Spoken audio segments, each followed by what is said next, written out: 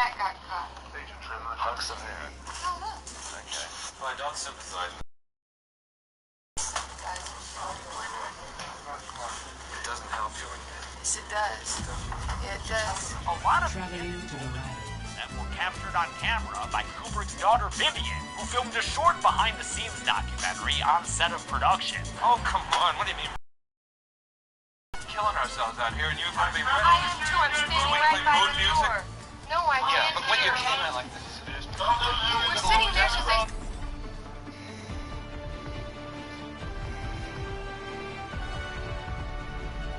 Plenty of volumes to go around. This will not be won without sacrifice. Be ready. I do not fight for myself. Retirement looks good on you, Anna. Aren't we too old for flattery? We're still alive and kicking. Still young at heart, I see. Tick-tock, tick-tock, tick-tock. I never have.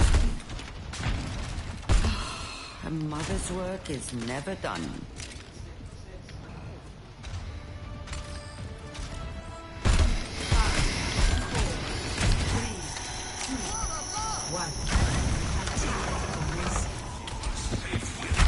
Payload chugging along.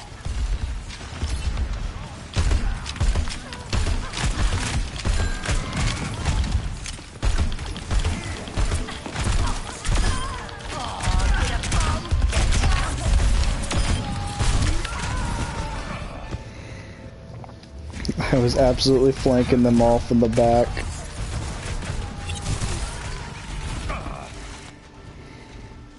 I'm going back in. Payload full steam ahead. Hold this a minute. We have liftoff.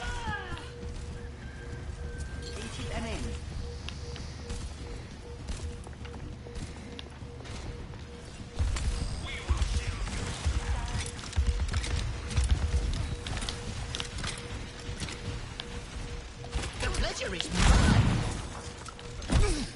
Thank you.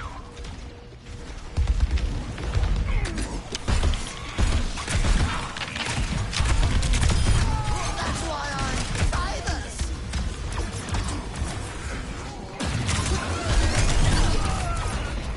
Increasing altitude. Target stuck. The wait is over. Such perfidy cannot go unanswered. Up the payload is under my protection.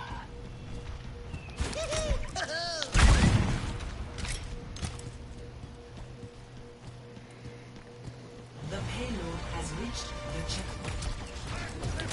I'm just like you, Rocket Lady.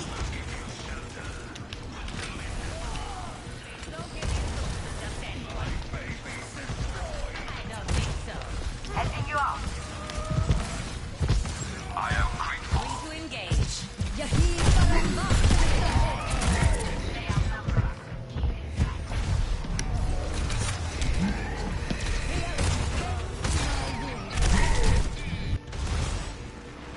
Let's give it a fair shot, mate. Nano's administered.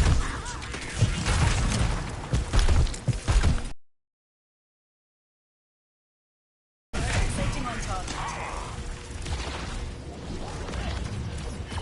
Show them what you can do. Thank you. You are safe with me. My ultimate is ready.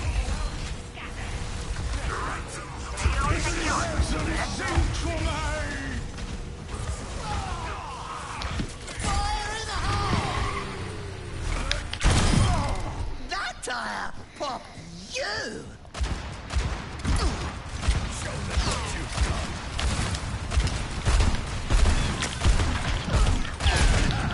Short but deadly.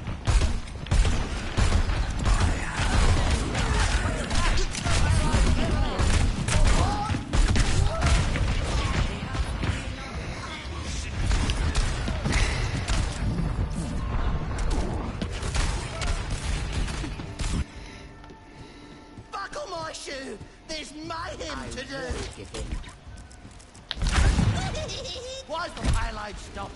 Clock's ticking.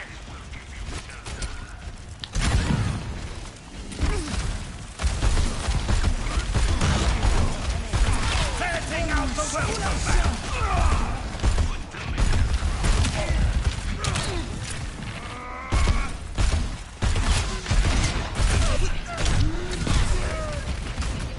Engaging the enemy.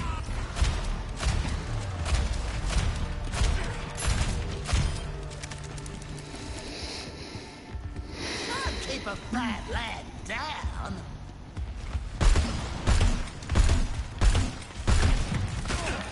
Zenyatta is here.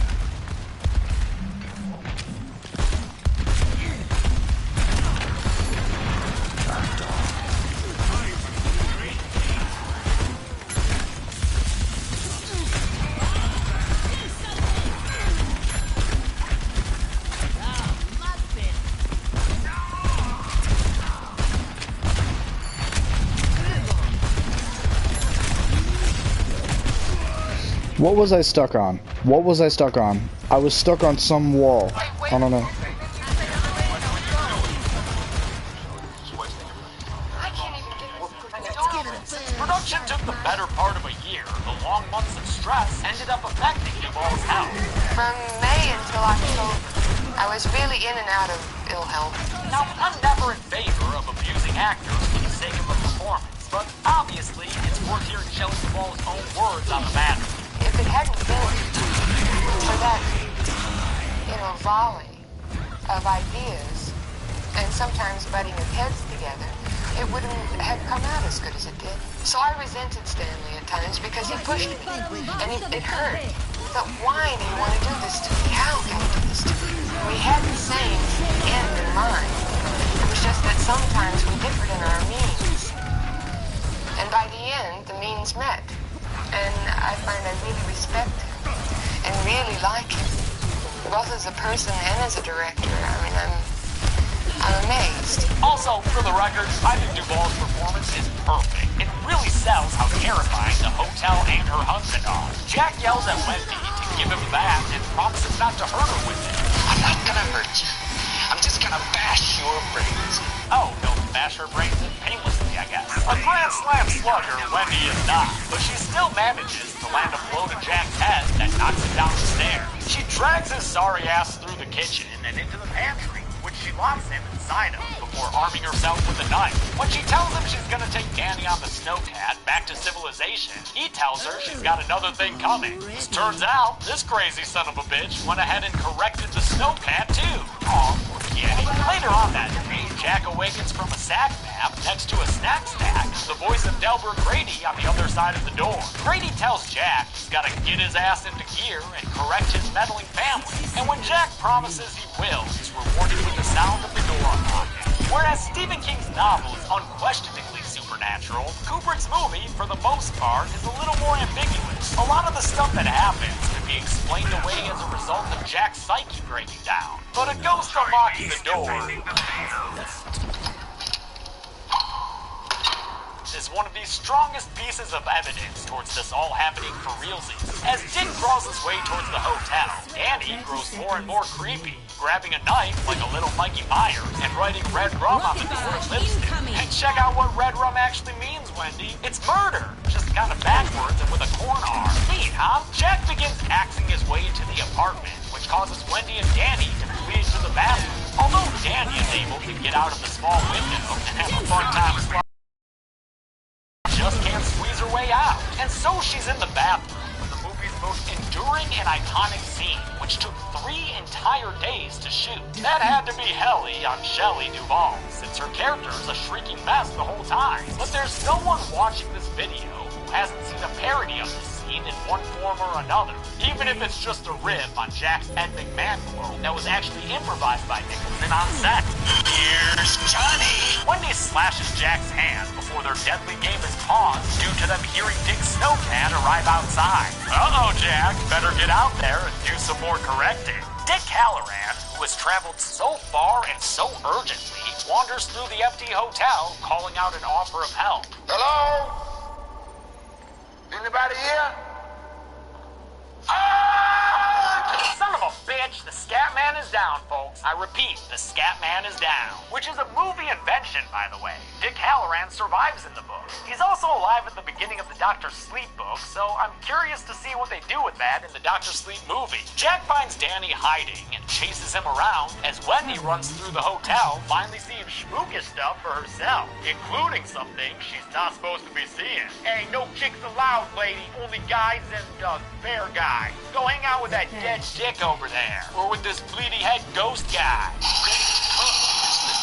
I guess if you're a big fan of cobwebs and skeletons, then sure, it's super cool. Wendy's last experience of the Ghost Hotel's greatest hits is another shot of the blood-spilling elevator, which is just fine by me. Those shots never get any less awesome. Jack chases Danny outside into the nasty winter weather, then follows the young boy into the snowy hedge maze, which, as we all know by now, is a huge, scary labyrinth. But D-Manny Tortor is a bright young whippersnapper and figures out that he might stand a chance of getting out of here alive if he can cover up his footprints in the snow. When Jack reaches the end of the track, he gets confused and stumbles away, giving Danny the chance to double back and head towards the exit. Danny's clever plan works and he escapes the maze as Jack gets more and more turned around. Danny reaches his mom and she takes him to Dick's snowcat, which thankfully has yet to be corrected by Jack. No offense, Jack, you're just not that great a mechanic, dude. He hears the vehicle as it starts up and drives away and screams futilely into the air as his family escapes to the Overlook Hotel. Jack collapses against the snow and is seen the next day dead in the maze, having frozen into a scary little Jaxico. The movie ends with a photo from a party hanging up on the Overlook's wall. The dude at the front and center of the group is Mr. Jack Torrance himself. Even though the photo was dated 1921, I guess Grady was right. Jack's always been the caretaker here. How many people can a haunted hotel kill using one relapsed alcoholic with an axe? Let's find out and get to the numbers. Wendy, I'm not gonna hurt you. I'm just gonna count the numbers. Only 2 people died in The Shining, at least in the events we bore witness to. Those 2 victims were both male, meaning Dick cooked us up a blueberry pie. And with a runtime of 144 minutes, that left us with a kill on average every 72 minutes. I'll give the golden chainsaw for coolest kill to Dick Halloran, because it's got that great jump scare, and it's a dude getting killed with an axe. No dull machete for this one, though, because even though Jack's death face is a little bit silly, it's still a nice finish to the movie. And that's it. The Shining came... Why'd you leave? Everything alright? Well, let's do Mystery Heroes. Shake things up a little bit.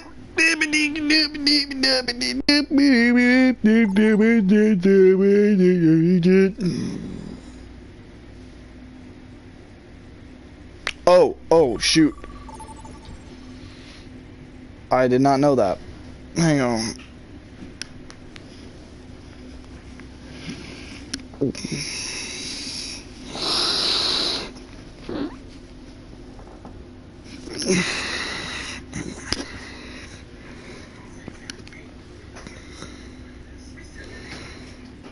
And that's it. The Shining came out in 1980, and its sequel, Dr. Sleep, hits theaters in just a few weeks on November 8th. It's based on the 2013 novel by Stephen King and directed by Mike Flanagan, the dude who brought us Hush and The Haunting of Hill House.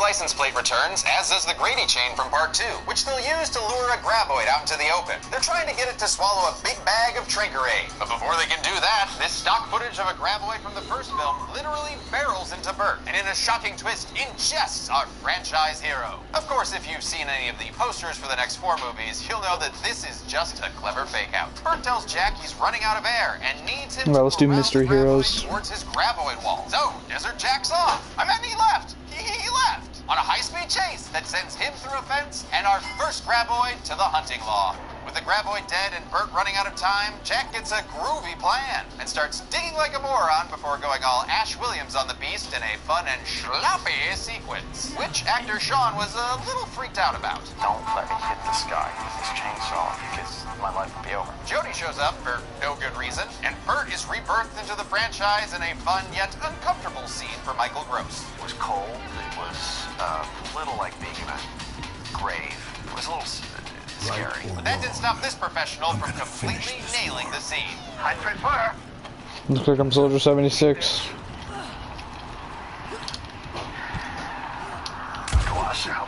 Truly living up to the name, Michael Gross. Miguel joins up with Bert, Jody, and Jack as they try to reach the government boys last seen chasing a graboid. They were chasing it wasn't chasing them.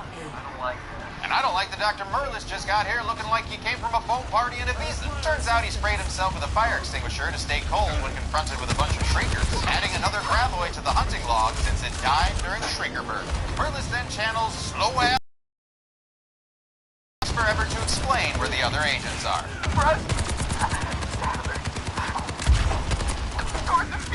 And with that, we can add them to the count, eaten off screen by a couple of screamies. At least we've got Dr. Merlis around who can die in the sun like a wad of melted ice cream. Hey Bert, do you think the Dead Meat fans will like this lame trifecta of deaths? Yep, me neither. Bert uses infrared tracking to find that the shriekers are already multiplying. They head off to a box canyon while Mindy and Nancy just head off to a box. At the canyon, they get ready to start planning when they're visited again by the CGI-oid. That's just Spanish for white. Okay, whatever. El Blanco is based on an idea for an unproduced Tremors TV show Wilson and Maddox developed in 1993, which saw Val and Earl as monster hunters, fighting tree octopi, killer shrimp, ghost Sasquatches, hillbilly vampires, and a great white worm. Later, during the actual series, El Blanco got the full practical treatment. Diva's really weak. Effects. El Blanco does his little wormy dance, then goes back to being a buoy in the sand. With their walkies on the car, there's only one thing for them to do now. Just wait. What exactly? Is it a mostly 80-yard conversation about clouds? Because here it is. People prefer your dramatic cumulo and nimbus clouds. Stop the pain. I've always had a weakness for the serious. Yeah, not worth the wait. Now Blanco tries to liven things up by cross-dissolving and hotboxing Bert. But even high, this scene is boring AF. Professor Miguel says this graboid reminds him of an albino goat he once had. The goat didn't have kids, so that must be why El Blanco hasn't turned into low shriekers. Just to be clear, though, being albino does not make you sterile. It makes you emit EMPs and hang out with Jeff Goldblum. Yeah, but you forgot powder was a thing, or never knew it was a thing. Day turns to night, and night turns to dawn, as they keep waiting for God knows what. For a movie that likes to retread the original, they seem to have forgotten that graboids will wait you out until you die of dehydration. First. Yeah, I know, that too. Jack and Jody share a Val and Rhonda snuggle moment that even Jody thinks is unearned. Bernie's gets new radio, so he uses a fishing pole Miguel made, which for some reason he didn't do at any point the day before. Bert the Bassmaster snags the radio and calls back to Mindy and Nancy, who've been sleeping in a box all night, like the Max. He asks them to create some noise over the radio, so Mindy plays some cost-effective, royalty-free rock music. Fed up with the lack of recognizable needle drop music, Bert chucks the walkie and El Blanco chases it. Bert and Miguel grab some guns and send his Ford exploring on its own. El Blanco chases the truck as Bert hands out guns to his moderately competent companions. You do know which end the bullets come out of? Yes, the end you're pointing directly at your crotch, Jack. Careful now, wouldn't want to end up like an albino goat. They initiate their shriek and destroy mission with a pipe bomb, which, according to Stampede's website, was originally supposed to be Bert's cannon he talked about in Tremors 1.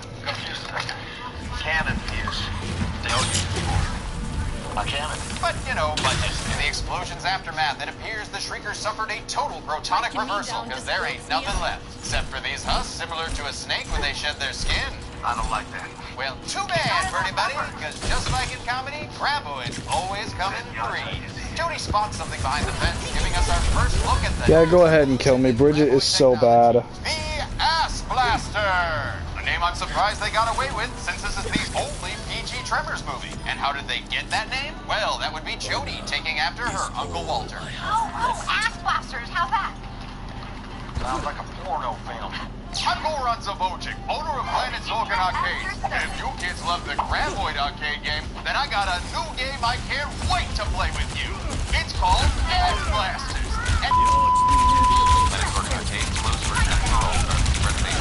The Ass Blasters were designed by the great return Tom Woodruff Jr. and Alec Gillis, who drew inspiration from real-life bombardier beetles. Who creates a mixture of organic chemicals within its own body that, when they are combined, they become explosive, and it's used to propel the beetle from one point to another. They were brought to life with a combination of CGI and practical puppets. And I will say, I think for its time, the AB CGI turned out much better than the GB CGI, thanks partially to on-set references from Amalgamated Dynamics. Shot on the set, and also we went to their shop and photographed as well. So now that these suckers can fly, they separate Miguel from the rest of the group, who fire at a bunch of pixels till they land a hit. The blaster launch pad McQuacks its way to the ground, but not before unceremoniously knocking Miguel off the cliff to his death. What a shitty end to Professor Miguel. Ugh, I'll miss you, you albino misunderstanding bastard. Distraught over the cattle rancher's death, the Ass Blaster ends its own life by impaling itself on a fence. Back in town, Mindy and Nancy are evicted from their box and chased into the store. The practical effects team bursts through the door and makes a cameo appearance. But since the puppet fails to get in, this ends up being a job for CGI! The Ass Blaster terrorizes Mindy and Nancy at the deli counter without taking a number. Mindy then tosses a ham to the fastest microwave on the planet because after 3 seconds, she's warmed up a hammy distraction for the blaster's heat sensors. The monster turkey gobbles up the worst pizza toppings as Mindy and Nancy hide in a very warm-looking freezer. Hey, Mom, remember when I trapped a raptor in a freezer? Remember? Bert and the gang discovered that the dead Ass Blaster was carrying a graboid egg inside its belly. Graboid? Right there. Thus completing the graboid life cycle and this franchise. Oh shit, that's right, there's 4 more. I don't know what's left. Swimming? Doing someone's taxes? If Bert's there, I'd still watch it. The Ass Blaster starts leaking Malox and barbecue sauce with explosive results. This is the reactive stomach acid used to ignite their farts and blast off so they can spread their eggs over long distances. Our science lesson concludes when another Ass Blaster is heard in the distance. So it's time to make a plan to hide some body heat. They find a mattress of convenience and make their way across the desert, avoiding detection all the way back to Bert's. Say it with me now. Goddamn Rec Room! Bert tries to radio Nancy and Mindy next to some white bricks, calling back to the graboid attack from the first film. A music cue then tells us it's time for another beat of forced romance. What are you doing, movie? Jody's not a geologist. Romance only happens with geologists. Before this non-geologist can express her true feelings for Jack, she's cock-blocked by an Ass Blaster. Say that 5 times fast, not in front of your parents. The free Cambrian party crasher shows off his new hat while everyone heads into a nearby safe room for another MRE commercial. What is all this? Food? Better. MREs. Most dense, most nutritious food on demand. The Ass Blaster uses his butane butt as a torch to get inside. So Bert and the gang uses super cool Scooby-Doo to escape hatch and get away. But wait, what happens if the Ass Blaster eats all those delicious and nutritious MREs? Ass Blaster. Best line in the movie. The Ass Blasters are like shriekers. When they eat enough, they'll multiply like jackass rabbits. Bert prevents this with a well-placed gas can as he makes his escape. The plan works, and Bert's place goes up in a massive amount of flames, adding another Ass Blaster to the hunting log. While the explosion continues, Nancy radios and says that unlike shriekers, food is a weakness of Ass Blasters. Turns out if they eat too much, they go into a food coma. That means everything would have been okay if they'd eaten all those MREs Bert just blew up. What kind of surprise? I'm gonna go with the longest Morissette dog. What you think? The explosion attracts more Ass Blasters, and the human peoples head to a nearby junkyard in Bert's sentient night boat. Hope there's a canal nearby. Somehow they make it across the relatively flat plains and crash the boat near a billboard for that Melvin subplot I'm ignoring. They're spotted by a roosting blaster and take shelter in the junkyard. Jack acts like a brave little toaster boy, spotting the AB and pushing a refrigerator onto it. But he's not dead. He's just pining for the fjords. And he'll be back later. With the Great Bert Fire of 2001 having dispersed, the Ass Blasters turn their attention to our heroes, forcing them to flee to a nearby porta potty for safety. What a weird angle for a toilet seat. Anyway, inside, Bert assesses their shitty situation. They've got got no guns, and their combined body heat will make this outhouse glow like a furnace soon. So, what's the plan, Jody? We just run like hell. No, Jody. Running is what you do when a plan fails. Remember your lessons from Earl Bassett Community School. You know, from the movie Slither. That's right. James Gunn is a Tremors fan, too. Oh, yeah! Together, they decide to ignite the flammable chemicals in the blaster's belly by making some potato guns to launch flaming arrows at the creatures. And thus, they disperse to shop for ingredients. While shopping, Jody is attacked and flees to a nearby trailer filled with...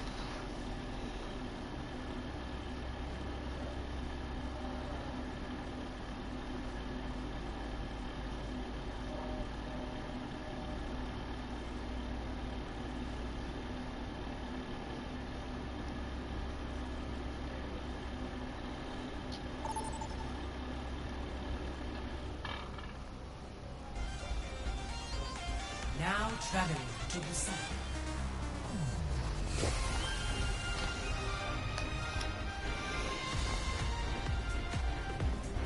Shed the weight of your doubts, and your mind will become clear. Why the fuck do I have to be Genji? 5, 4, 3, 2, 1. Round 1. Capture the objective.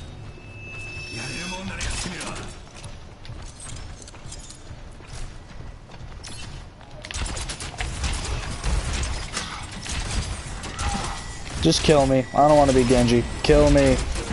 Kill me.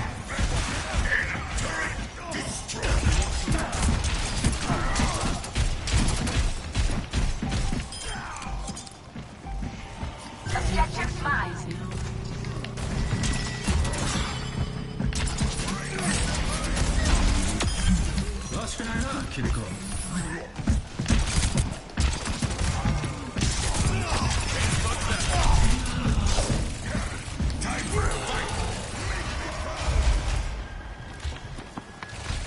I am healed.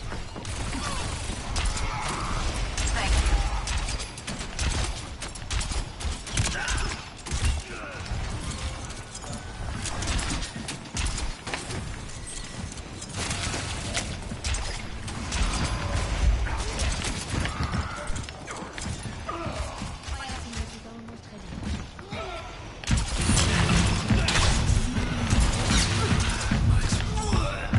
Yeah, Genji is fucking trash, dude.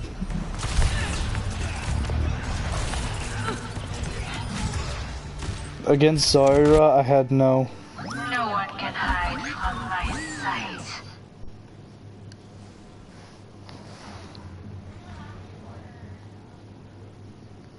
Hang on. Tracer here.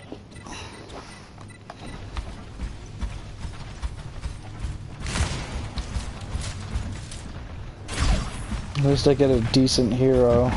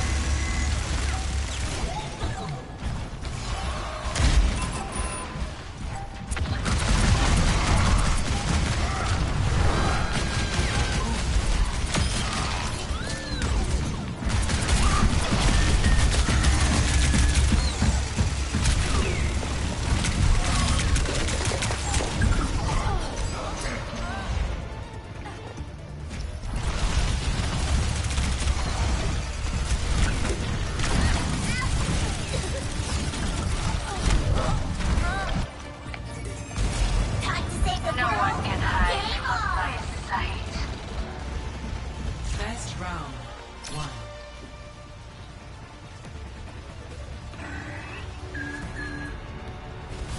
Score 1-0.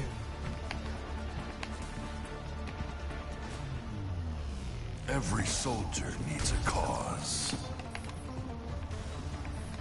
You need to stop, Jack. Hello, This Dexter. crusade is getting out of hand. How many times have you told me that? How many times have I been wrong? Actually, the new season is kind of underwhelming. I'm not gonna lie. I've still got it. 3, 2, 1. Capture the objective. Solid work. Keep it going.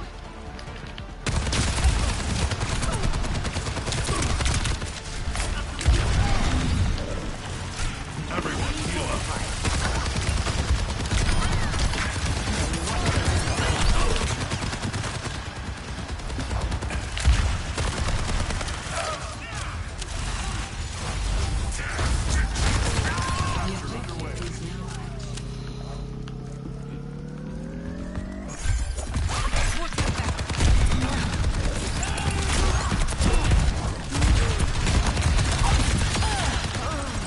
Pay attention or you'll wind up dead. Nice shooting, Jack.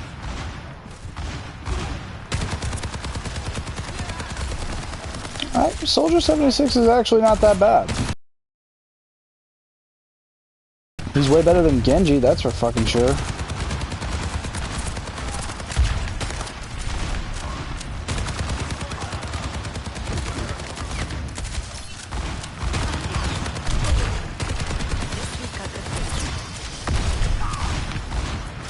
Healing.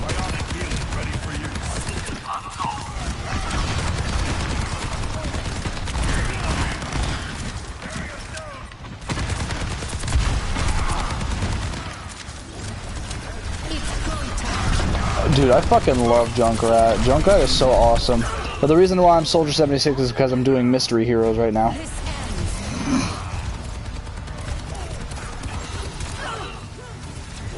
While shopping, Jody is attacked.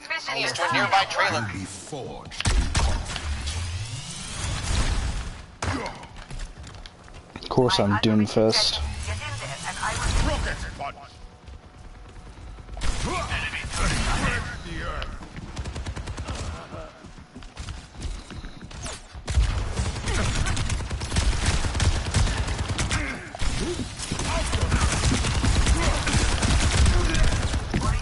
Dude, Doomfist is fucking trash, dude. Yeah, dude, Riptire is easily the best one. Easily the best super specialist. Only in unity will we find strength.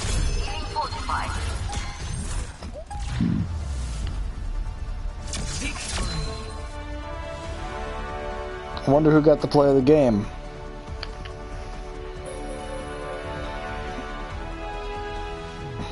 Play of the game.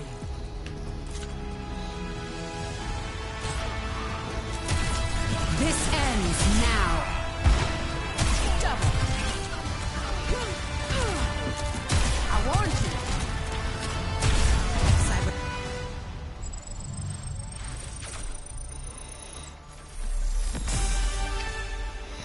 Look at that, tier 2. Alright, let's go ahead and switch to quick play because I want to play Junkrat. Junkrat is so fucking awesome. Oh, did you see the new Lucio has better ults? Nah, I don't think so. Look, did you see the new thing in the battle pass? Look at this. New highlight intro. Look at this. No, I was gonna show it.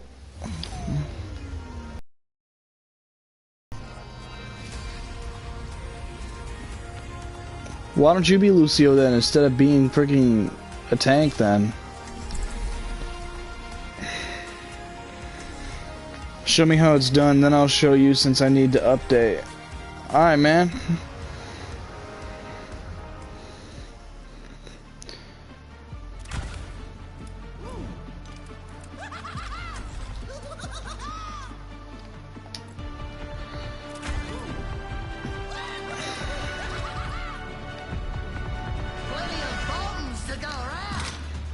Yep, I'd agree, buddy. Look at you, I see pure unadulterated chaos. Is it the bombs? You don't like the bombs? Yeah, is it the bombs? You don't like the bums? 5, I guess you could say this character is the bomb. Oh, I hate this objective. This objective is just hell. Just pure if hell truly exists, it's one where I'm forced to play this game mode over and over and over and over and over and over and over and over and over and over and over and over and over again.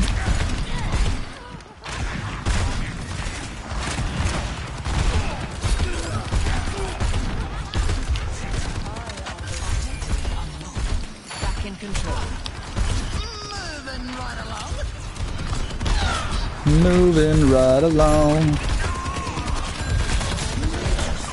Yo, yo, yo.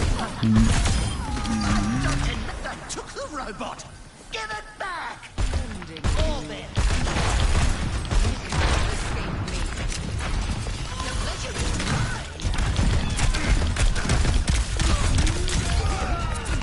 How does Doomfist's little fist gun do more damage than a bomb? Oh no, that was Genji that killed me. The robot is in our possession. I agree, yeah. I love doing this with Junkrat. Whee! We are making progress. Keep pushing. I agree, buddy. Well done. Let's keep it up.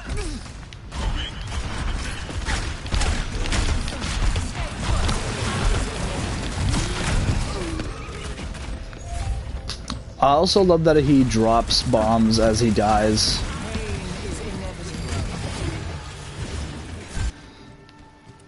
I am indefatigable.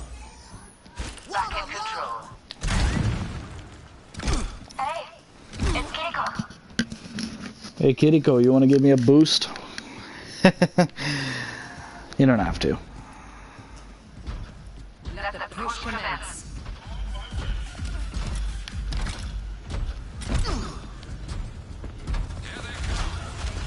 I'm gonna try flanking him from the back.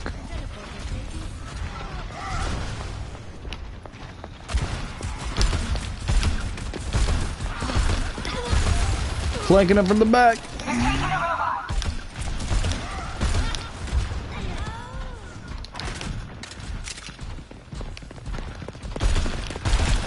You think y'all can take the robot? I disagree with that. No ship.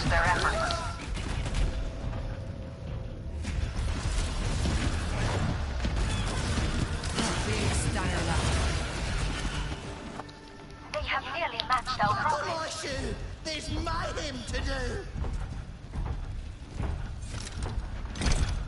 Hold this a minute. Reality bends to my will. Don't let him push us.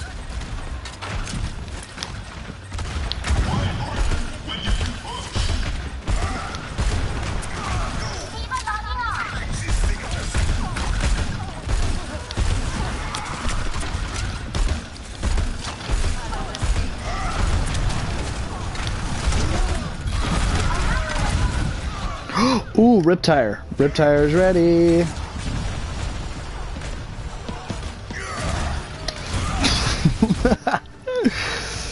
This situation calls for more bombs. Obviously, I'm not going to activate it now because I'm not anywhere close to them. Okay, now I'm somewhat close. Here we go.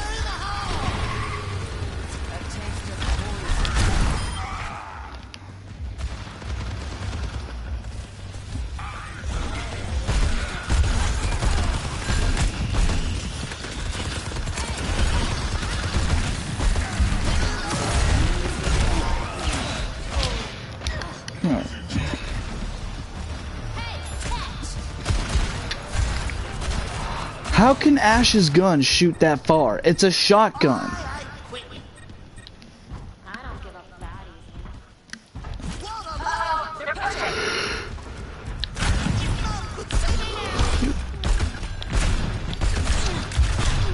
Seriously, Ash, how do you shoot your gun that far? How? You were like 20 feet away from me, bro. I'll keep trying till I run out of limbs. It's a 2-in-1 range and rapid fire. Try her in practice range. Oh, okay.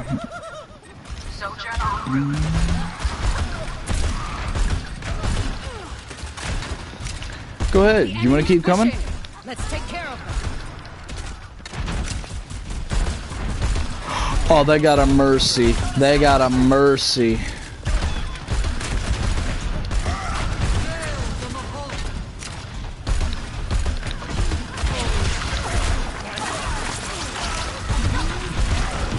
Why is it targeting me?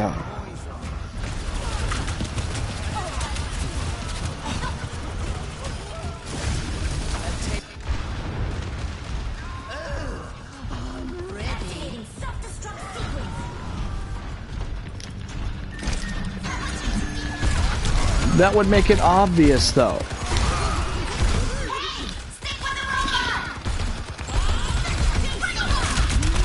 Oh no, oh no, no, no, no, not Bob. Bob,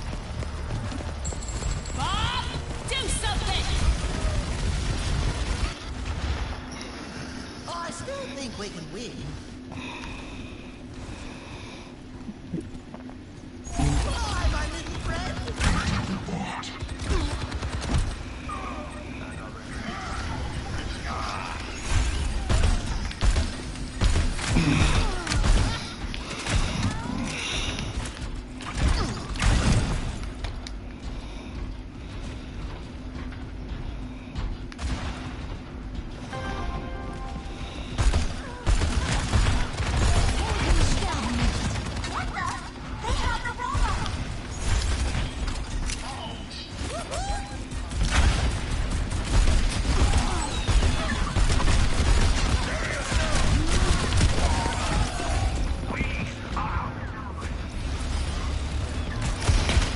Alright, I'm picking someone else. I'm sorry. Let's try. Let me try Soldier 76. I actually kind of liked him. Every soldier needs a cause.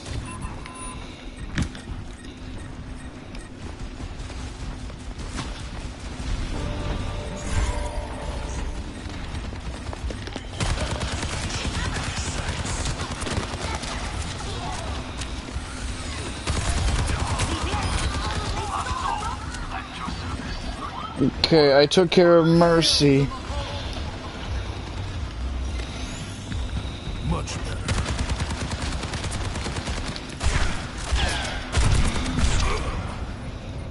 Imagine that was probably fucking Cassidy.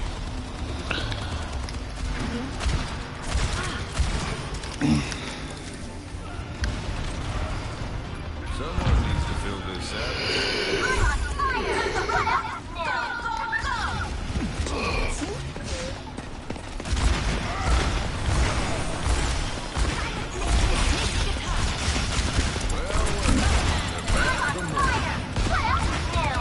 Target the Ash.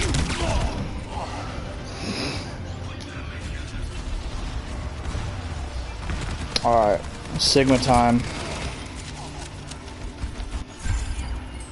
Why seek answers when we do know the question?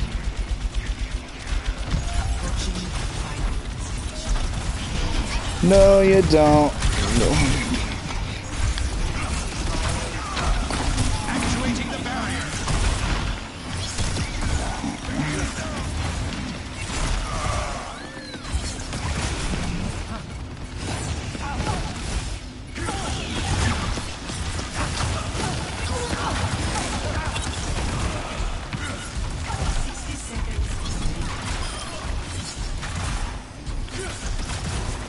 Can someone be a Mercy for the last few minutes?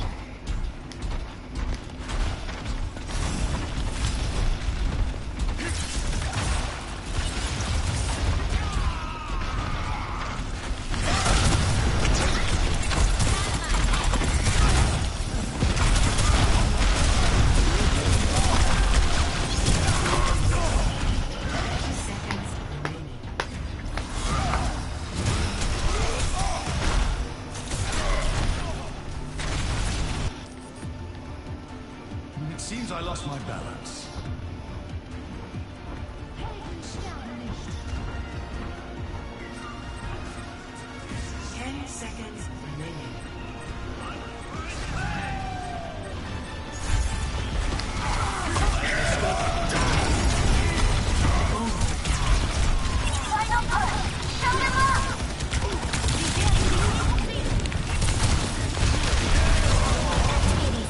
We're done for it. The match is over.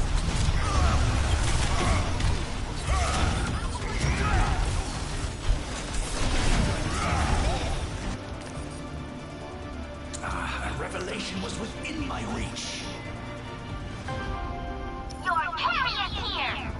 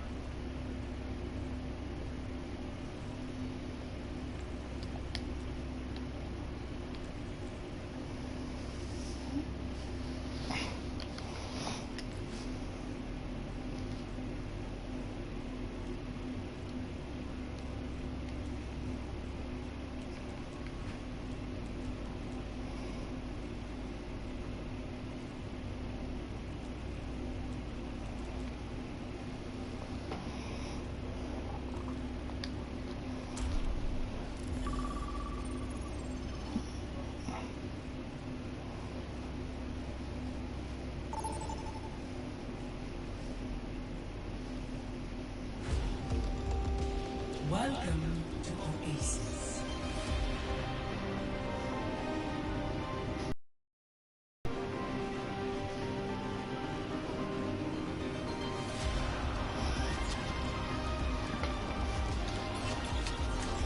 I'm gonna try Hanzo.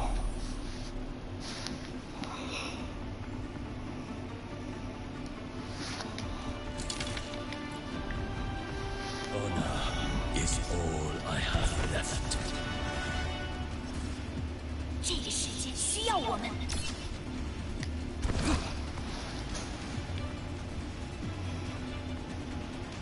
I bear my burdens as best I can.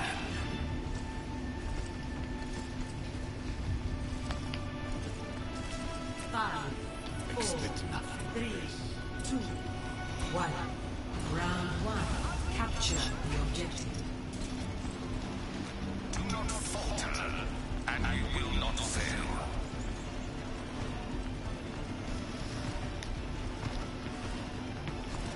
Here they come.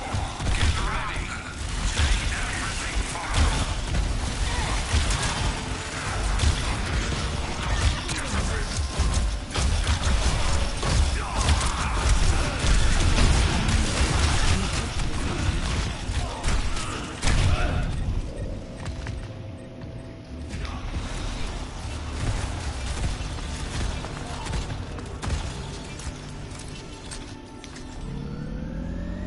We will crush them! Moira by your side.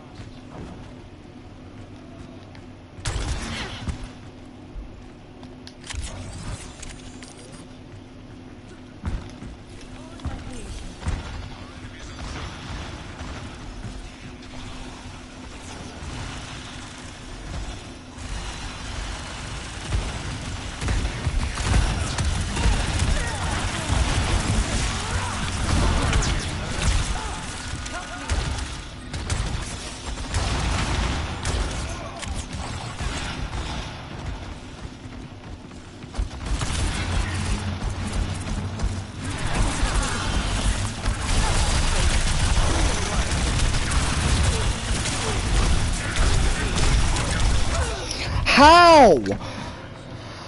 Hang on a second.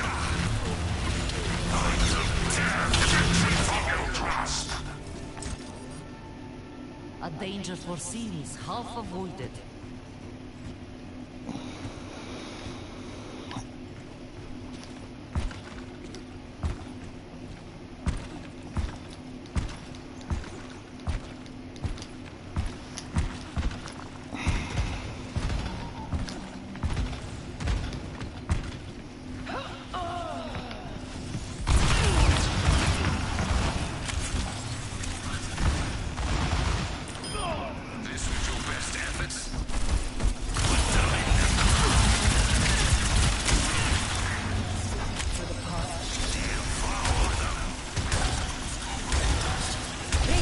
Bend to my will.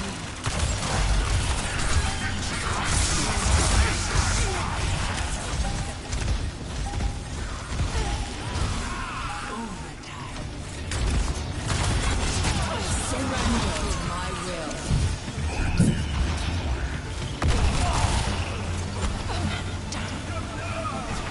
Best round. One. You cannot escape. Score. 1-0. Filled with gasoline for some reason. Why the hell are people throwing out gasoline? I live in LA. Do you know how expensive that is? She traps the blaster inside, and when it tries to launch its way out, the gas ignites and blasts it onto our hunting log with a delightfully ridiculous cartoony effect. Jack finds some rags and arrows while Bert visits Nest trailer from the first film. Oh, nice. They unflipped the bitch. Anyway, he finds some fuel thanks to Nestor's no goddamn reason until it's night again, when they build the guns in a fun MacGyver-like sequence. Ooh, laser pointer sights adhered with Jody's earrings. See, this is what I love about the Tremors films, the kind of ingenuity that adheres to Bert's motto. Doing what I can with what I got. Only problem is, who's got a lighter? Bert does. How do you know? Oh, you're Bert. Damn right I am.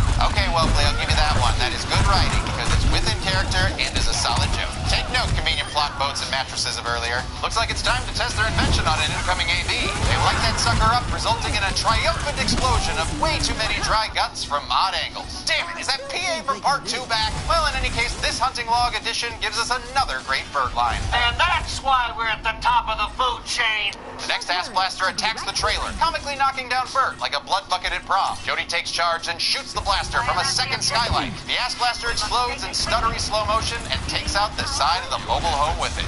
Alright, time to wrap things up. So, just fire your arrow at that last one and yoo-hoo, miss balls. Some bitches are always on a learning curve. Yep, hooked on animatronics worked for them, as Jack is attacked by the practical effects team. Bert and Jody make sure Desert Jack makes it back by sticking a flaming spear right into the creature's tush. Ouchie! They take cover as the final ass blaster is added to our log. Oh, well, guess that's it for the movie, right? 23 hours, 59 minutes. Mission completed.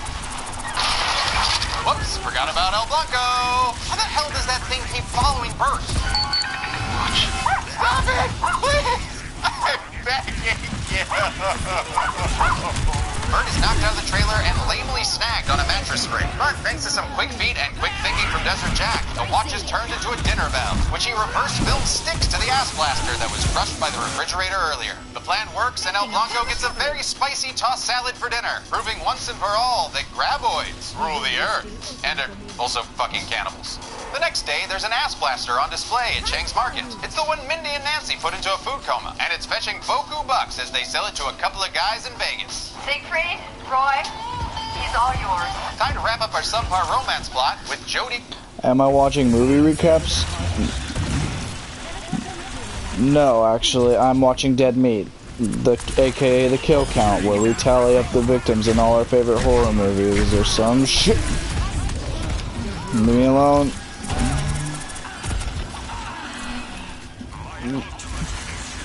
Try to guess which Tremors movie I'm watching him for. Guess which one.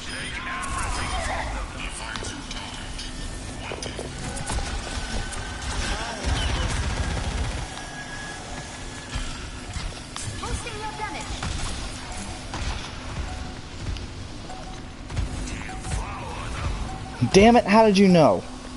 It was 3, you were right, you were right.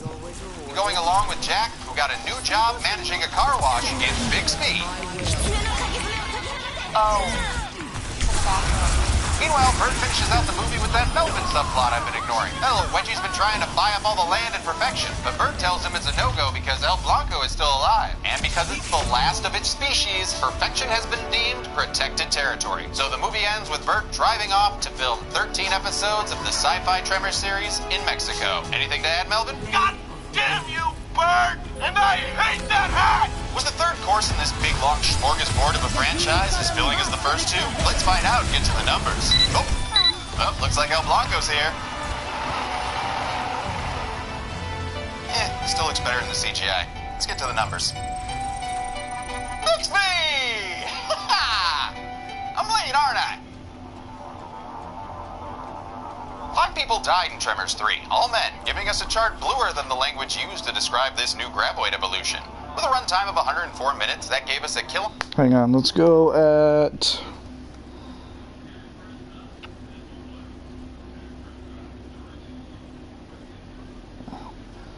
Alright, so I've got approximately an hour until I... Alright, let's see, where's Tremors 4? Tremors 4, Tremors 4. Kill on average every 20. Rated everyone 10 and up.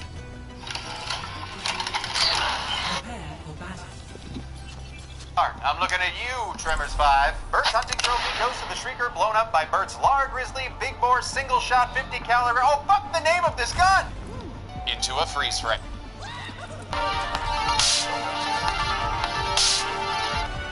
Welcome to the Kill Cam, where we tally up the victims in all our favorite horror movies. I'm Zorg Voyage's great-grandfather Hiram, and today we are getting all Back to the Future 3 on the Tremors franchise with the Old West prequel, Tremors 4, The Legend Begins. Released in 2004, Tremors 4 marks the final film produced by the original team at Stampede Entertainment. Steve Wilson returned to his directing chair from Tremors 2, and Brent Maddock and Nancy Roberts returned as producers and co-creators of the story, though Maddock was more focused on finishing Tremors the series at this point. With its completion of the graboid life cycle, everyone expected Tremors 3 to be the final film. But Universal said, we want Tremors 4 with or without you. The team decided it'd be with them. And rather than go all Eevee and introduce a new graboid water evolution, they did a prequel set in the Old West. To my total shock, everybody said, oh, that's a great idea. Much like Back to the Future 3, this movie has grown on me over time. I mean, it is the first one that actually shows a graboid on the poster. That's gotta count for something. In a lot of ways, Tremors 4 is about going back to the basics of the franchise. Gone are the shriekers and ass blasters, and thankfully the CGI. After an unfavorable reaction to the digital effects in Part 3, the team at Stampede decided to go fully practical, only using CGI to blend miniature puppets and full-size graboids. This is a big reason why I prefer Tremors 4 to its predecessor. Sure, the even smaller budget and truncated shooting time can still be felt, and the writing isn't as well crafted as the original, having again been written by a third party, in this case 6 Feet Under's Scott Buck. But the characters are likable, and the graboids look fantastic, thanks to the famed K&B effects team who stepped in to replace Amalgamated Dynamics. Set a century before the original Tremors, a series of mysterious murders in the local mine bring the mine's owner to the town of Rejection, Nevada. The owner is Hiram Gummer, great-grandfather to Bert Gummer. This prim East Coast dandy is nothing like his descendant. He can't shoot, is never prepared, and doesn't even wear an Atlanta Hawks hat. What follows is a Wild West adventure the Tremors way, filled with gunslingers, planted scenes, and graboids, both diet and regular. And if you know graboids, you know they stink to high heaven, which is why this episode is sponsored by Dr. Squatch. Now, I don't know what a sponsor actually is, but some fucking a flannel showed up in a blue box, handed me some bars of soap, and told me to talk about them. And I'm sure glad he did. Dr. Squatch makes top-shelf bars of soap with sticky... Really? Alright, you got me. Had you fooled, though, right? No. Okay. Will this trip to the past be the high noon showdown we deserve, or will this sequel leave the franchise unforgiven? Let's find out and get to the kills. Begins with more simple titles, but in an old-timey font because we're in 1889, y'all. Put away your booze because we're surrounded by miners. Our brown-collar workers include Juan Padilla, who dreams of owning a ranch one day. His co-worker Victor dreams of being added to the kill count. And thanks to an off-screen struggle, we learn that dreams really do come true. Juan tells the mine's foreman about Victor's disappearance, and his response is to be sucked up into the ceiling and a nice twist on the normal sucked underground kill. Juan goes to help, but only pulls back the foreman's headless body. Damn, Tremors 4, back to basics. Ha, I like it. Hearing the screams, the other miners assume there's been a cave-in and go to help. Juan then does his best Mrs. O'Leary's cow impression, while 6 more miners are heard being eaten off-screen by a title card. Or in a more accurate way, graboids. The opening credits hail the return of Jay Ferguson, composer of my much-beloved Tremors 2 score. This time he's written a rollicking Western theme that, despite being synthesized, gives the film some nice adventure-y energy. The old-timey photographs fade away to reveal we're in Rejection, Nevada, filmed in Acton, California instead of Lone Pine, again for budgetary reasons. This is also the 4th time they've had to build Chang's Market from scratch. And I'm of course including the one they built in Mexico for the TV series, which my great-grandson will one day cover, perhaps, maybe. Everyone seems to be getting the hell out of Dodge, much to the chagrin of Byung-Ling Chang and his son Fu Yin, both ancestors of Walter Chang from the first film, and the founders of Chang's Market. Byung says everyone is leaving because the mine's been closed, but his son brings up a valid point. Maybe we need a different name. Listen, kid, there's only so many words that rhyme with perfection, and I'm pretty sure Las Vegas holds the trademark for erection of that. Inside Chang, Swan drools over a mighty fine derby, which Pyong says he can take on credit. No credit. This frugal snake impersonator is Pyong's wife, Luan, who's worried the town's troubles will mean they'll have to head back to China. But this local drunk, named Old Fred as an homage to Old Fred in the first film, offers hope and says the mine is too valuable to stay closed. Old Fred's played by J.E. Freeman, previously seen on the kill count getting a splitting headache in Alien Resurrection. The folks receive a telegram saying the mine's owner is coming to town, and his name is Hiram Gummer, or alternatively, Hiram Guma. Still better than what Michael Gross's sister called him in the last movie. Thank you so much, Mr. Goober. The coach arrives the next day to reveal our hero, a pile of luggage and a bike. Oh, and their sidekick, this slender man who's taking far too long to turn around to reveal himself to be Hiram Gummer, the great-grandfather of Bert Gummer. He's once again played by Michael Fomo Gross. After 7 years of family ties, I said to myself, I can't see myself playing another character for that length of time. And yet if you look at Bert, although it's not been continuous, it's been 13 years of Bert Gummer. And originally Michael Gross wanted to go full Tootsie and play the great-grandmother of Bert. But director Steve Wilson said, maybe Every soldier needs a cause.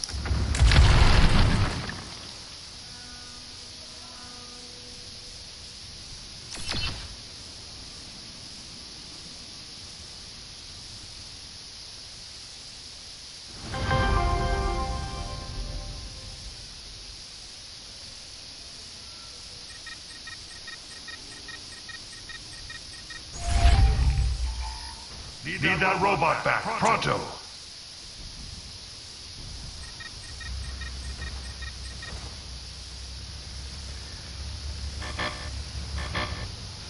A revelation was within my reach. The enemy's being revived. I would face death.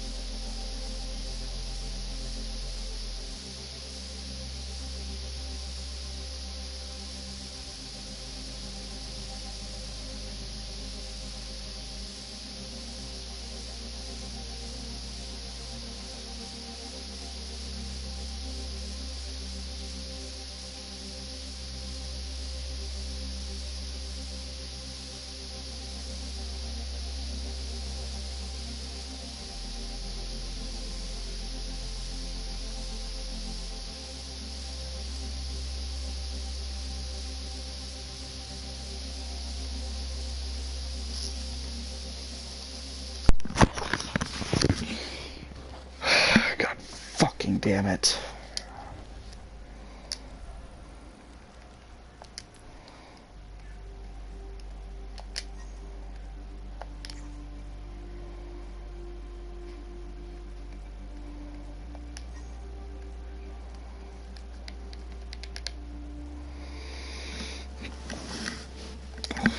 Yeah, Mom called me in the room, so sorry guys.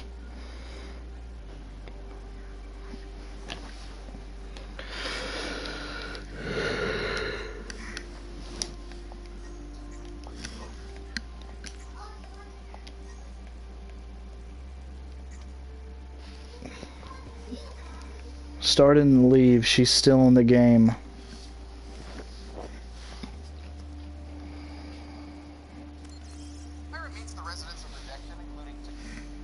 Family, old Fred, and Christine Lord, the owner of the Loco Hotel. Christine's played by Sarah Botsford, another As the World Turns along. And although she's not a geologist, her Reba-esque hair and style says she'll work fine for a romantic subplot. That's just dandy. The townsfolk inform Bert that the mine's closed because of all the workers that died, prompting a fancy man take on a famous Bert Gummer line. I feel I've not been privy to critical, most needful information. Some other info you weren't privy to is that back in Tremors 1, it was actually production designer Ivo Cristante who decided perfection was once a mining town, although not for silver. We used that idea, but we said it was a silver mine. We'd forgotten it was a talcum mine. Christine mentioned 17 miners were killed in one day, but since we only saw those 8, that's all we're counting. You got a problem with that? Take it up with James. Yeah. Christine escorts Hiram to the hotel, casting a primitive wall of fucking guns. And he proves to be a real dick by complaining about his lodgings and teaching Fu Yin shitty lessons. Anyone can be taken advantage of, and if you can, do. Well, fuck you, Hiram. I miss Grumpy Bert. Later at Chang's, Juan recounts his miner story, while Hiram fantasizes about building a freeway and killing Roger Rabbit. But turns out he's not ready for Wabbit season. I don't own a firearm. Making him literally the only person who isn't packing in this town. Even Fuyin the Menace is armed. Hiram's also unskilled when it comes to equestrianism, so we can see he's got a lot to learn before his family tree branches out to Bert. Hiram and Juan meet up with the last folks willing to help them investigate the mines. The Walter brothers, Frick and Stoney, this human spittoon, Soggy, and the innuendally named Big Horse Johnson. Frick must also be the ancestor of that ska punk from part 3, because he too is played by director Steve Wilson's son, Matthew Seth Wilson. Under Hiram's reluctant supervision, they enter the mine past bastard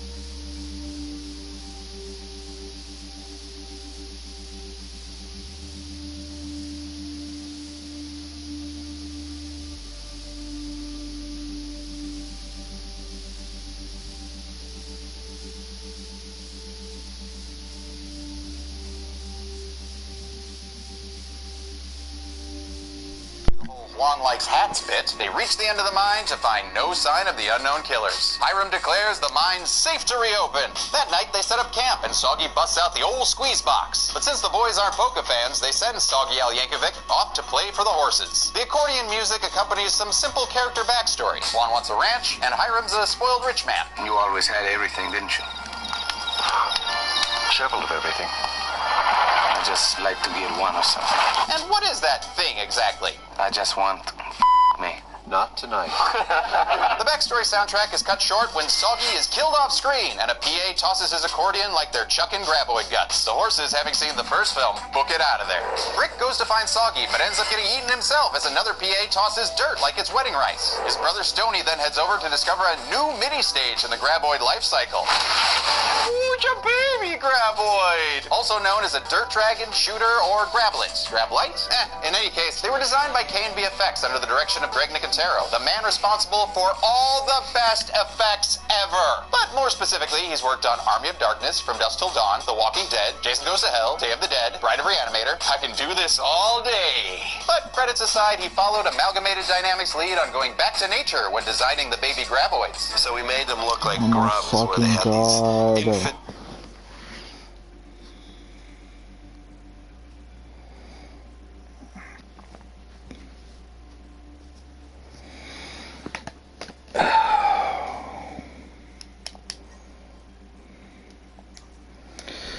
Forget it.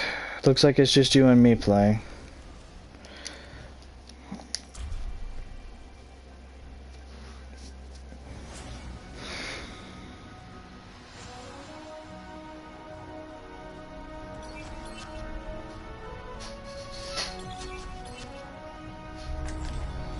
Honor is all I have left.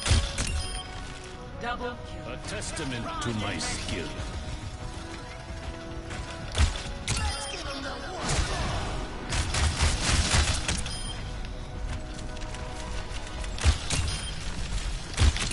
Double. Double. Unerring precision. They crumble like ash before me. Double kill. Double kill. Triple kill. Quadruple kill. Quintuple kill. You are Sextuple kill. Yuga wagateki wo kurau! Triple kill. I will beg Quadruple forgiveness kill. later.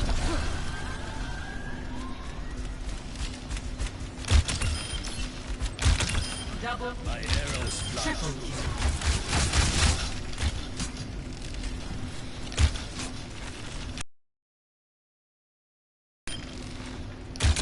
Double kill.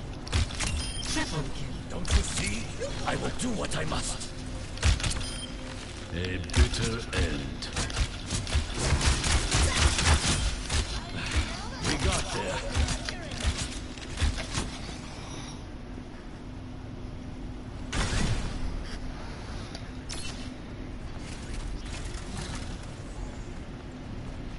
Yuga wagateki wo kurau! Double Fate.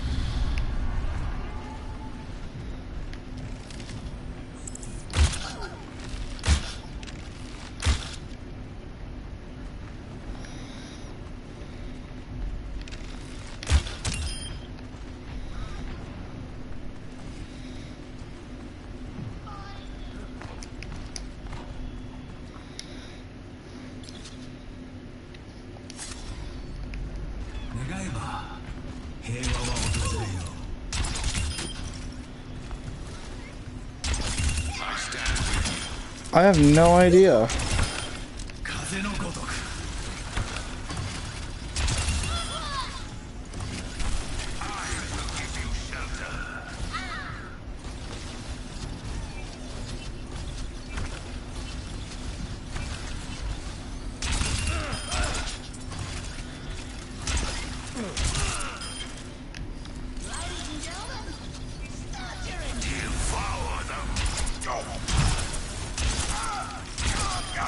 A strong wind can fell any tree.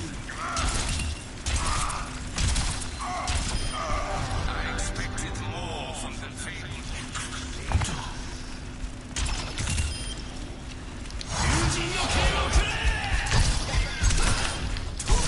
Double. Double.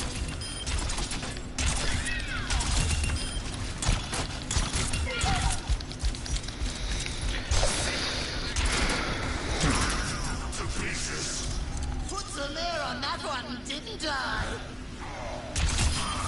Precision is the way of the effective warrior. Did somebody put a humiliating end to your schemes?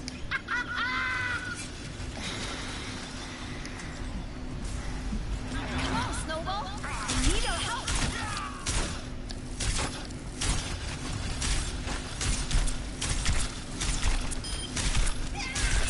Double. Triple kill. 降温了。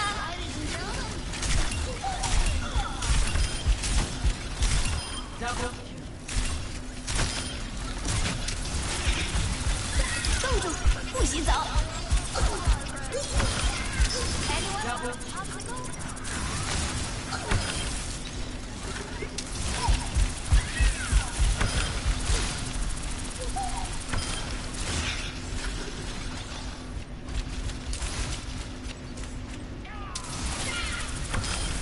Let's go.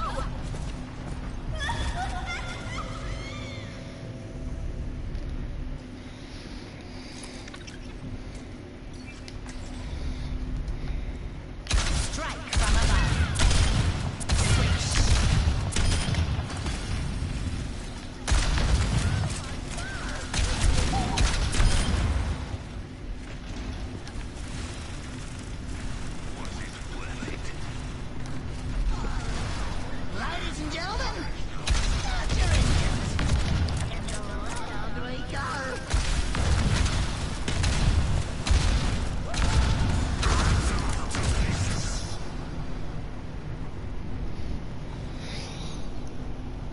Yeah, I see the new boss is kind of underwhelming. Tile, little mandibles, and little tiny nubs of teeth growing. The gruesome graboid grubs chow down on Stoney's arms like a Skull Island Tarnictus, dragging Stoney back to the earth for whence he was named. One arms himself with a pickaxe, basically a vampire steak of this franchise. Hooray! And invites the babyoid to meet the missus with a nice cup of tea. It enthusiastically accepts, before remembering that chamomile messes with its asthma. The men fire shots at the creature until it reverses the film and heads back underground. It resurfaces and lunges at Hyra, who blocks it with his hammock. Good thing you stopped by Mary Ann's hammocks down at the hammock complex on 3rd. It retreats and gears up for another attack on Juan, but it pickaxed the wrong hat lover to fight. And we add our first kill to Bert's hunting log with this graboid baby. They die like the big ones too. Iron Juan head to a rock for safety and call for Big Dick Horseman Johnson face, or whatever the fuck his name is, to join them. But on his way over, he's taken out from the sides, raptor style, in a great physical stunt that ends with more off. Alright guys, let's do it.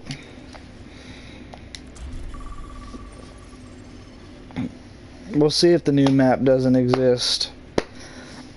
Alright Dexter, you be Junkrat, I'll be Farah, or whoever that rocket lady is.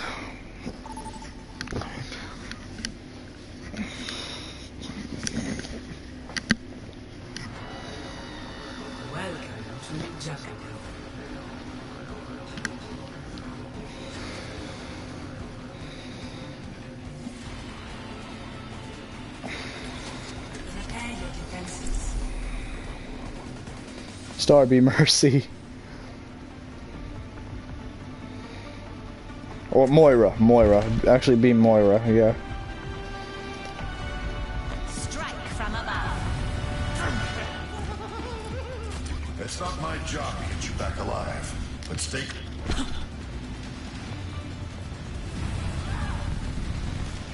All systems fired up and ready to engage.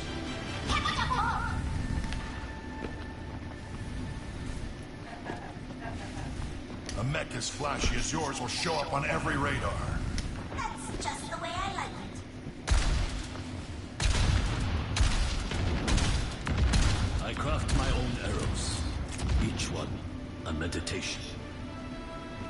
5, 4, 3, 2, 1.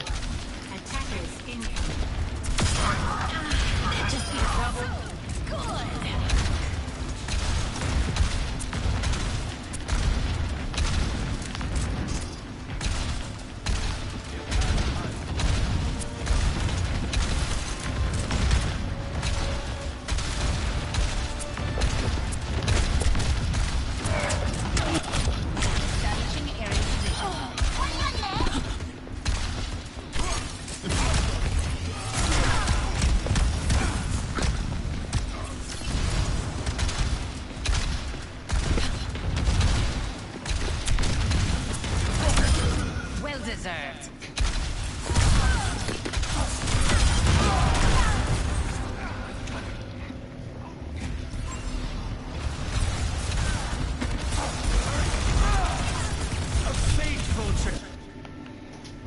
Let's show him some air power.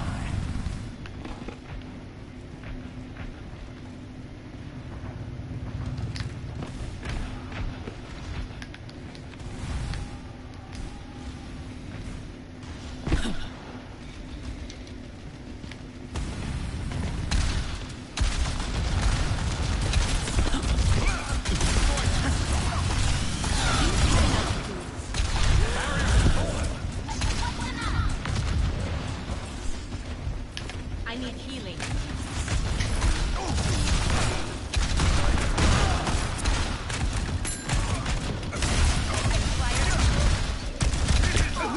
Pay attention or you'll wind up dead. I need healing.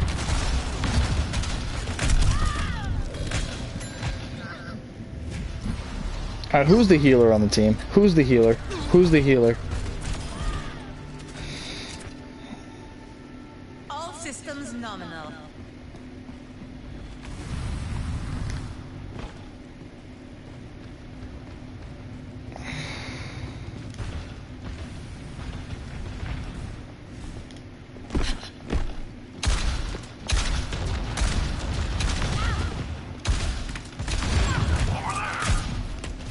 Activating self-destruct sequence.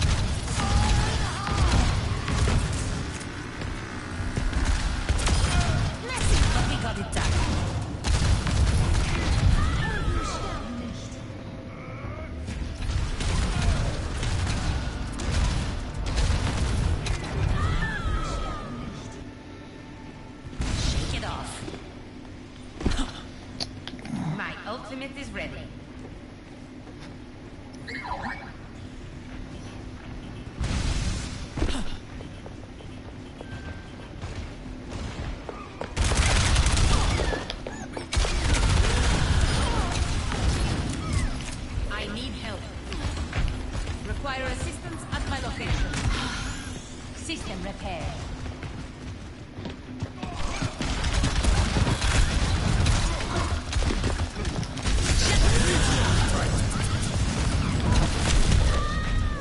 How? How? Explain! Explain! I was a oh. The Junker Rat got me. Okay, my head's in the game. Personne n'échappe à mon regard. Health restored.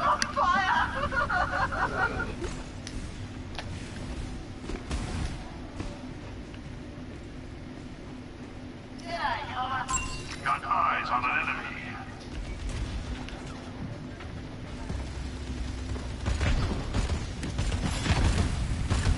Shield visor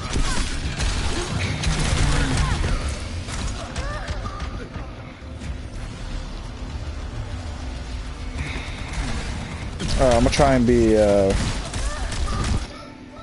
Hanzo. Honor is all I have left. Sniper, don't get caught.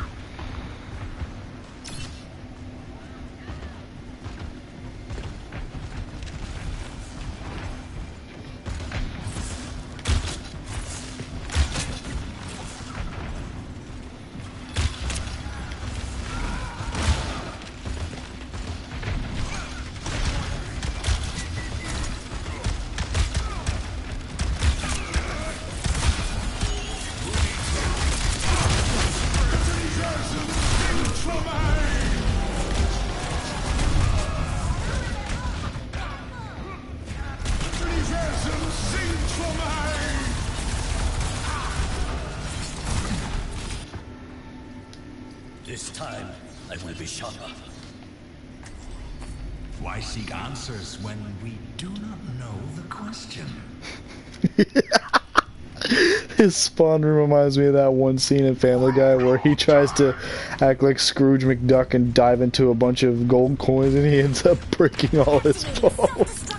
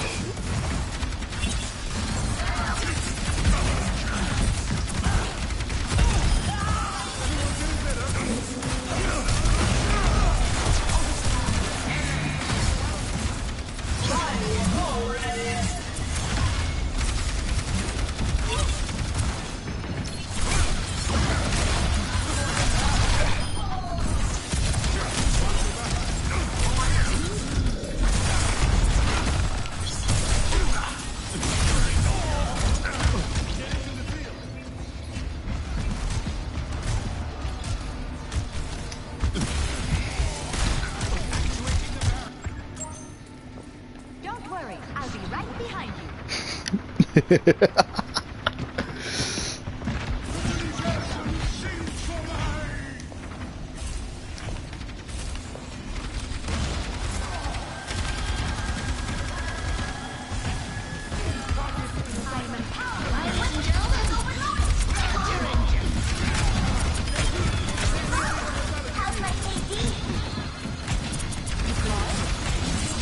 Diva, wait for me.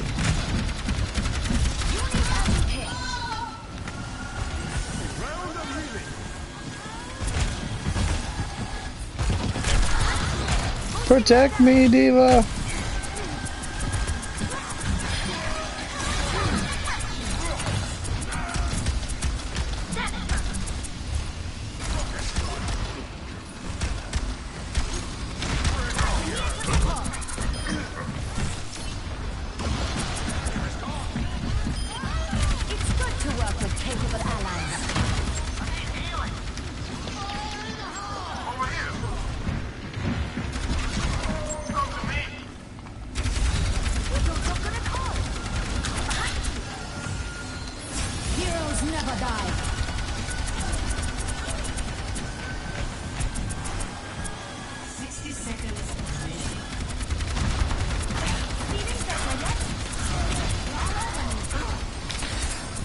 Mr. Krabs, I have an idea.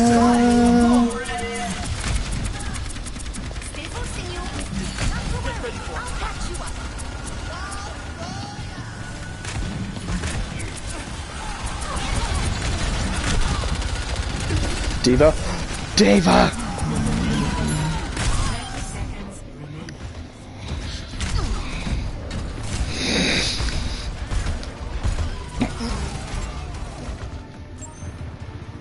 Making a full recovery.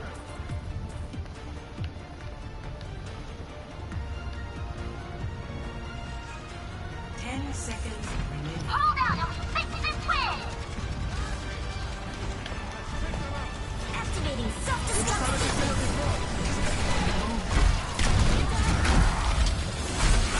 Heroes never die.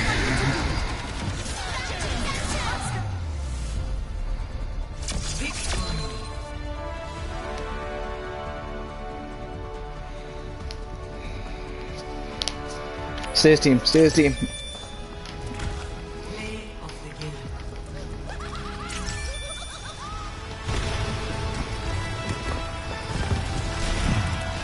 Woo! Nice one, bro.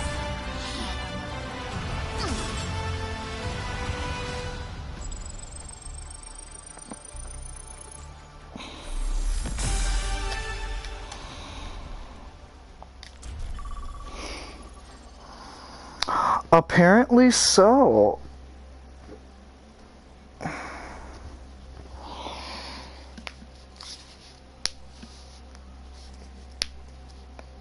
I think I'm gonna do a couple more matches, then I'm gonna go start cooking dinner.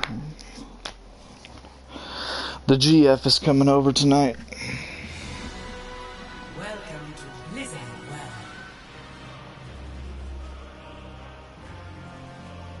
Unless this is the map you're talking about. Prepare to attack. Brother, I was gonna be Junkrat. You know what? Fine, I'll be Mercy. Fine.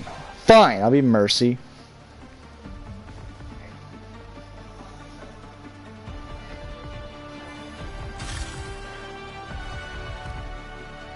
Don't worry, I'll be right behind you. Battle draws near. Boosting your Ready weapons. yourselves. Lethal force authorized. Don't worry, Arissa. I'll be boosting you the whole time. Stay a big bloke all the time. I prefer tactical precision over brute force. Oh, likewise, likewise. Some of my favorite bombs are extraordinarily precise. Hello. Greetings. G'day, mate. Tick tock, tick tock, tick tock, tick tock, tick I tock, have tick my tock. eye on 4, 3, 2, 1. Attack commencing. Capture objective A.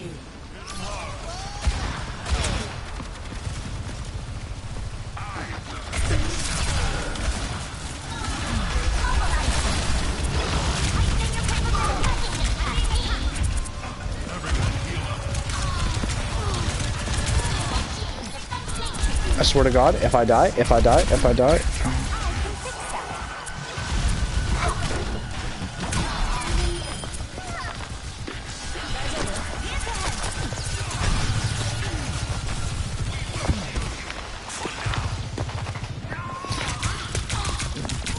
Oh, I realized that's an enemy. I was like, Star, why'd you take it?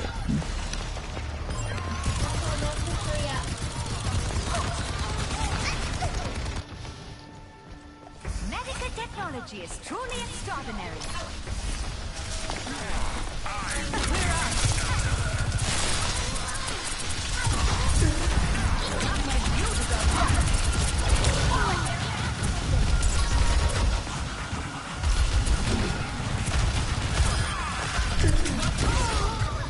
I was just about to resurrect you.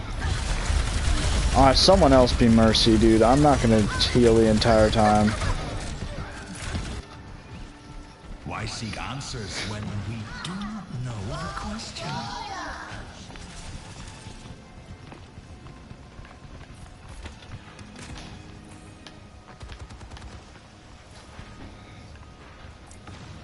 Engage the objective.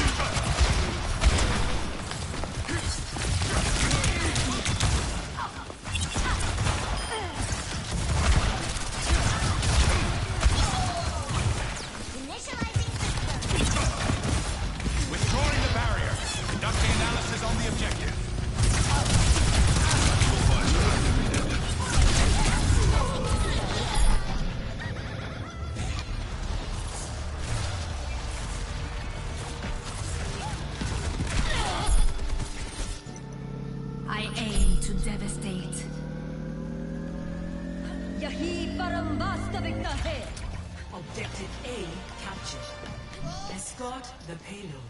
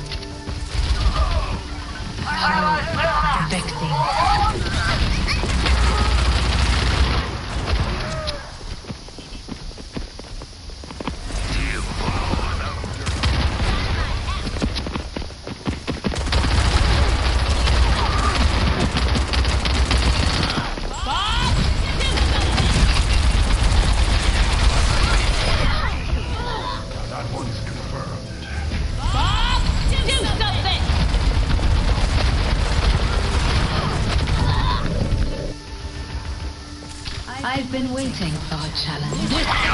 Now.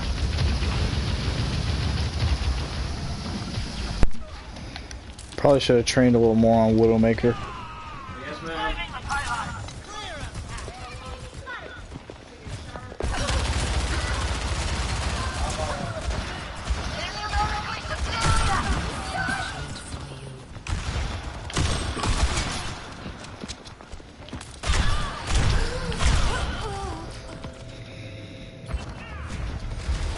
I seriously don't understand how her gun is this powerful.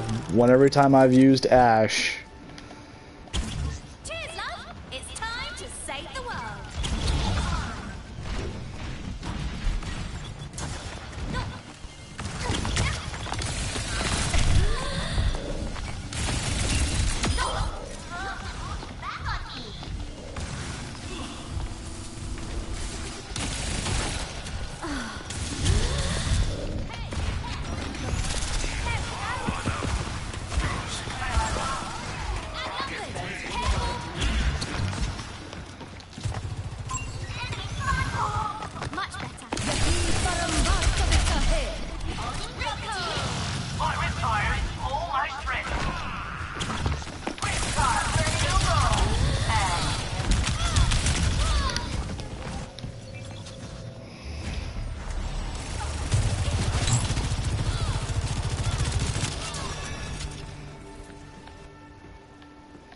In my world, there are no secrets. We gonna move the payload or what? You're mine now. Join me in defending the payload. Take everything for them. You are safe with me. Systems high. Somebody call. You're mine now.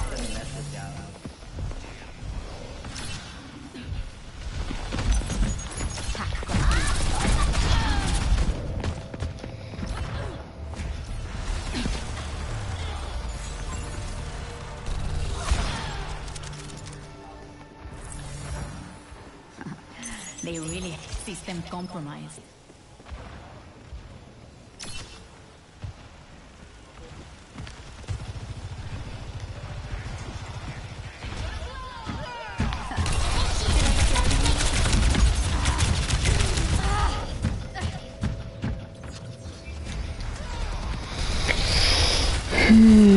okay, you know what? I'm gonna try Ash, just to see how she would go. I'm the last one you'll ever cross. Hang on.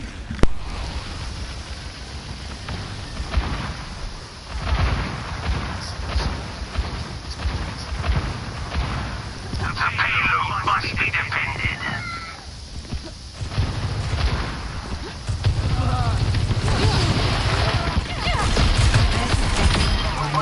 You can change. Get the lead out.